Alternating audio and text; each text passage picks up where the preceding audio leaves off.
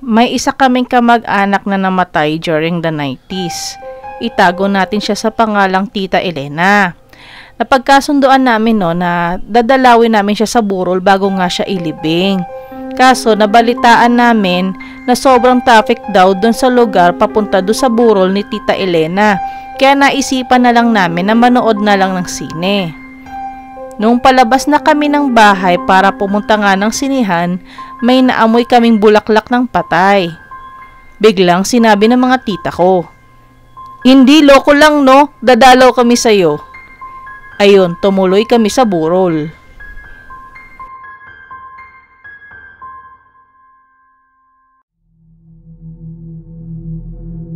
Around lunchtime, may naganap na kakaiba habang nakaburol yung father ko sa bahay namin. Nung time na yon, walang masyadong bisita. Nasa balkon kami ng kuya ko habang binabasa namin yung obituary na pinagawa ko sa Manila Bulletin. Nung mga oras na yon, napakatahimik ng paligid. Bigla ba namang may narinig kaming umimik ng "Boy!" Boses lalaki na napakatigas ng pagkakabigkas. Nagkatinginan kami bigla ng kuya ko. Hindi agad kami nakapagsalita dahil nga sa gulat. Nung nahimasmasan na kami, nagtanong agad yung kuya ko sa akin, "Narinig mo ba yun?" Ang sabi ko, "Oo, narinig ko, tinatawag ka." Boy kasi palayaw ng kapatid ko.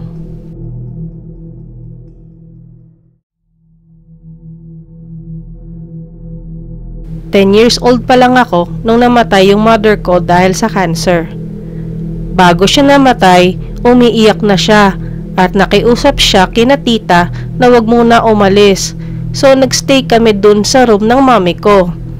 Around 10 in the evening, sumakabilang buhay na siya. Since bata pa ako noon, sinubukan ko siyang gisingin kasi nga sobrang love ko siya. Pero di na nga siya nagising.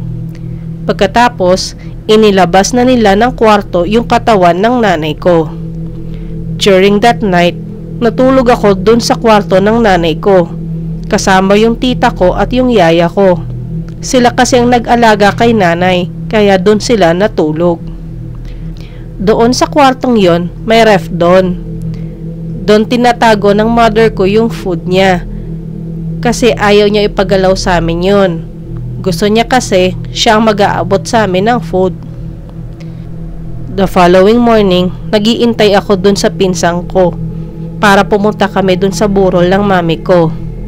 Dahil na-bored ako sa pag-iintay, nag-request ako sa yaya ko na kwentuhan naman niya ako.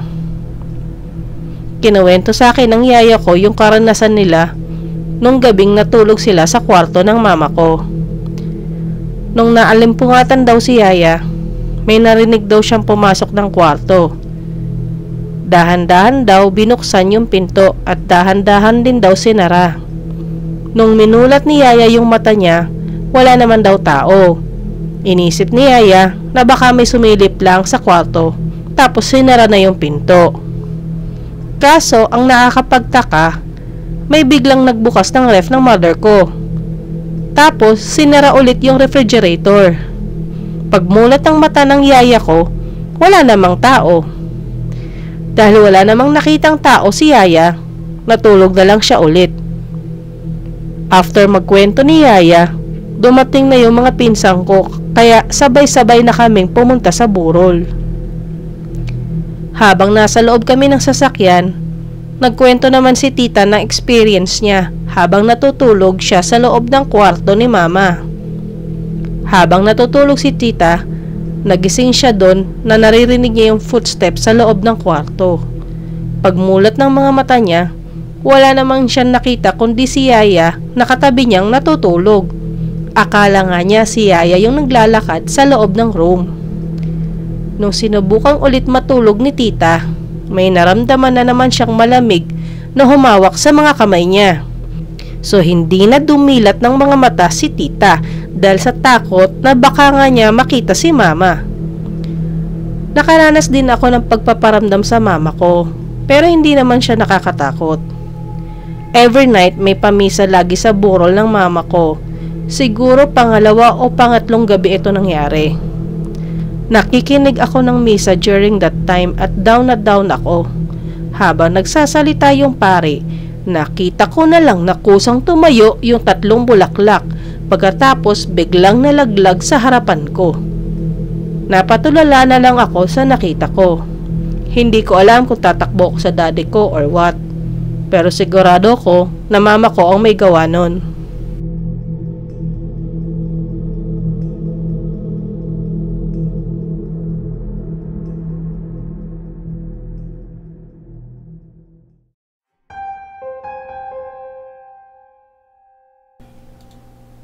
Namatay si Tito Leander ko noong April 2002. Nasagasaan kasi siya ng jeep sa South Expressway. During that time, magtotow si Tito ng sasakyan na nasiraan sa expressway nung nabangga naman siya ng jeep. Nakaburol siya that time sa Funeraria Pass malapit sa Araneta. Mga around 12 midnight to 1 in the morning, napansin namin na sobrang lakas ng aircon. Lahat kami nagbabantay, walang ideya kung paano i-adjust yung aircon. Since pagod na nga kaming lahat, nagturuan kami kung sino yung lalapit dun sa maintenance. Nagbiruan pa nga kami na utusan na lang namin si Tito Leander, yun ngang nakaburol. Mahalipas ang ilang minuto, may umakyat na maintenance at sinabi niya na may nag-report sa kanya na malakas daw nga yung aircon sa room na yon. Wala pang lumalabas sa room na yon para mag-report sa maintenance. Hanggang sa kabilang buhay, talagang palabiro si Tito Leander.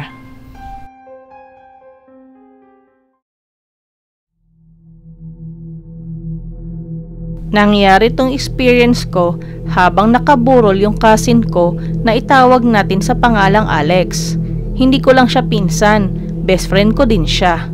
Pregnant din ako during that time. Siguro around 2nd trimester na. Nasa ibang bansa ako nung namatay si Alex. Nung nalaman ko sa husband ko na nawala na yung best friend cousin ko, nag-iiyak ako noon. Tumawag yung mother ko sa akin to inform me na nire-ready na yung burol ng cousin ko.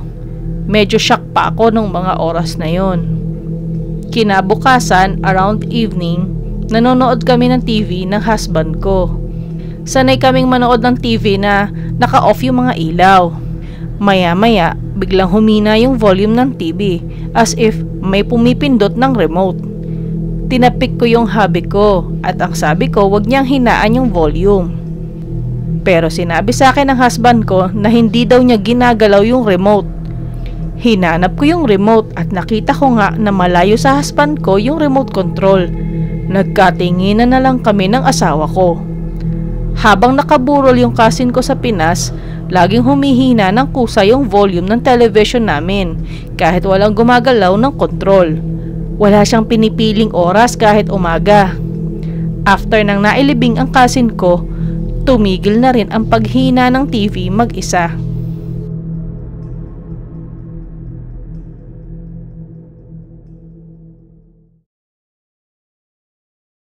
Shoutout po sa mga subscribers at mga nanonood. Marlon Abuyo TV, Girl with the Red Hat, Iman Supremo Vlogs, Manticles, Jesly Losanes. Nagpapasalamat din po ako sa Pinoy Exchange Forum sa pag-share po nila ng kanilang horror stories.